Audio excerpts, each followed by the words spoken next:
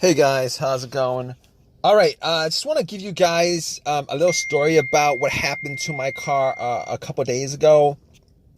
So basically, what happened was the car was driving fine all day without any kind of issue, uh, and I went to Walmart, parked it there, got something, came back, and out of nowhere, it wouldn't crank. So no crank, no start issue that I had. So basically, everything on the dash worked fine. Everything in the car worked fine. There was absolutely no issues at all. The remote worked fine. Was able to get into the car. Radio was blasting. Radio was on. Everything. All right. So basically, I was thinking to myself, probably the battery was the issue. So what I did was I turned on the headlights, went out and checked out the beam, just to give me a gauge on how bright the headlights were. I could probably determine whether the battery was good or not. And the headlights were really bright. So right off the bat, I was thinking if they were that bright, I should at least get like a really slow crank if the battery was kind of low. Regardless, I had to check out where the battery was. I went and checked out where the battery was just to make sure that all the terminals were clean and they were tight. And I noticed that the terminals were a little bit corroded. There was some white bluish stuff on there. So what I did was I took out a bottle of Coke, poured it on the terminals, and was trying to clean it with some paper towels, and was able to clean it pretty good. Now the terminals weren't super tight. I was able to wiggle it out, but they were snug in there, so I knew that it probably wasn't the terminal being loose that was causing the issue.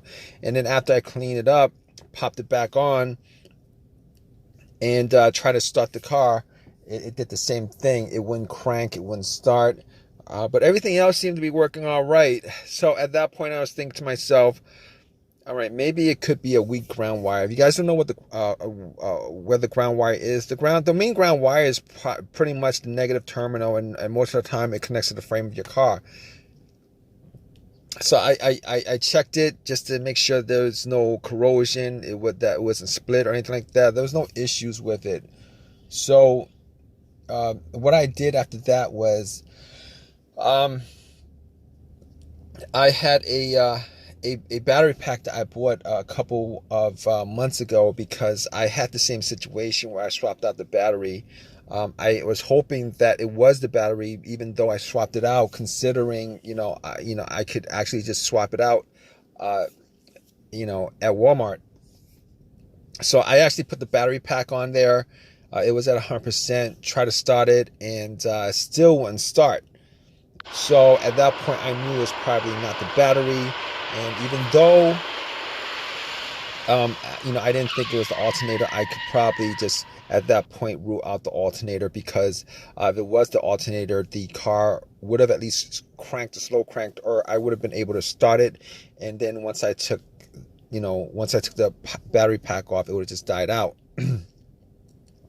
So at that point, I was able to rule out a bunch of stuff. I was able to rule out the battery, the ground cable, and the alternator, even though that probably wouldn't have caused the issue. So after going through that, I was thinking to myself, could it be something, could it be the car's computer ECU? Because I did see a check engine light on my dash, and that check engine light was there. It's been there for a while, and I believe it was for a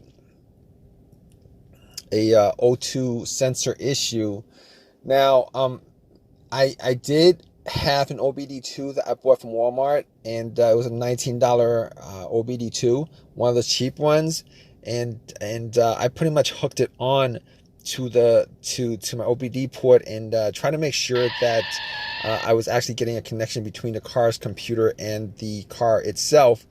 It did scan all the way through. Now, I'm pretty sure that that the OBD2 wouldn't actually pick up anything that would cause a no crank, no start situation for the most part, except if if if the car's ECU, the car's computer was, for some reason separated from the car. For what reason, couldn't communicate with the car. But anyway, regardless, I actually plugged it in. It scanned all the way through. Only code that popped up was the aux02 sensor code, and at that point, I was pretty sure that it wasn't anything to do with the car's computer, any codes that would cause it, and I actually had to move on to I had to move on to some other troubleshooting outside of that, because that wasn't causing the issue. So basically, I got to a couple of things, which were the fuses and the relays, which were highly capable of causing a situation like this. And got to the fuses, checked out all the fuses, just to make sure that none of them were blown. And I was actually looking at them. Now, I didn't have a fuse tester on me. I didn't think it was the fuses.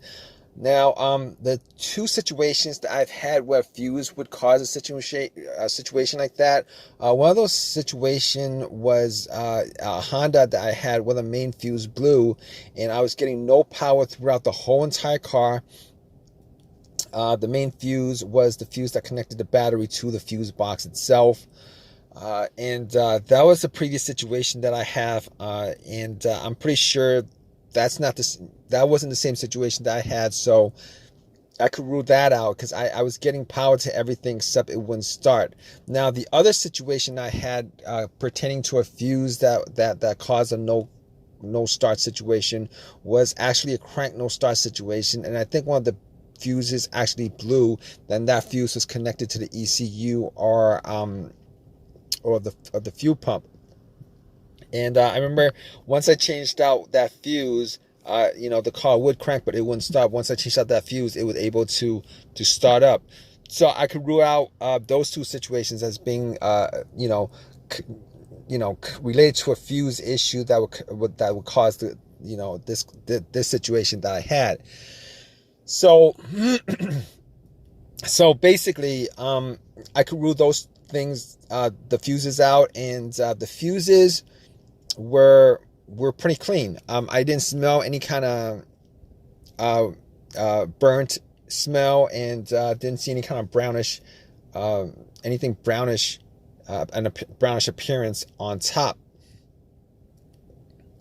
So at that point, I was able to kind of rule out the fuses, not at 100%, but I was able to rule out the fuses for the most part. So basically, at that point, I had a situation where I was maybe, it could have been the relays or the starter. That's what the two situations that came up.